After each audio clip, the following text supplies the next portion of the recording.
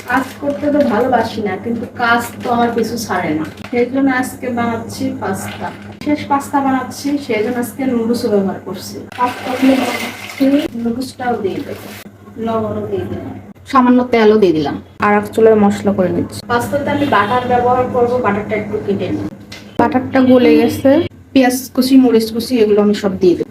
পাস্তাটা সুসেদ্ধ হয়ে গেছে, জলটা আমি ঝরিয়ে নিয়েছি। পেঁয়াজ কাঁচামরিচ হালকা ভাজা হয়েছে, আমি গাজরগুলো দিয়ে দিচ্ছি। গাজরটা একটু ভাজিয়ে নেব। 3টা ডিম ব্যবহার করব, ফেটিয়ে নিচ্ছি। গাজরগুলো সিদ্ধ হয়ে গেছে, আমি এখন ডিম দিয়ে দিলাম। কিছুক্ষণ আমি নাড়াচাড়া করে নেব। এগুলো সব ভাজাভাজি হয়ে গেছে, এখন আমি পাস্তাগুলো দিয়ে দিচ্ছি। এখানে আমি ম্যাগি মশলা, গোলমরিচের গুঁড়া, পরিমাণ মতো সয়া সস দিচ্ছি। এগুলো মিক্স করে নেব। আমি কিছু পরিমাণ টমেটো সস দিয়ে দিলাম।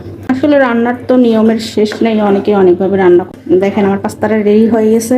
নাচতে না জানলে নাকি উঠান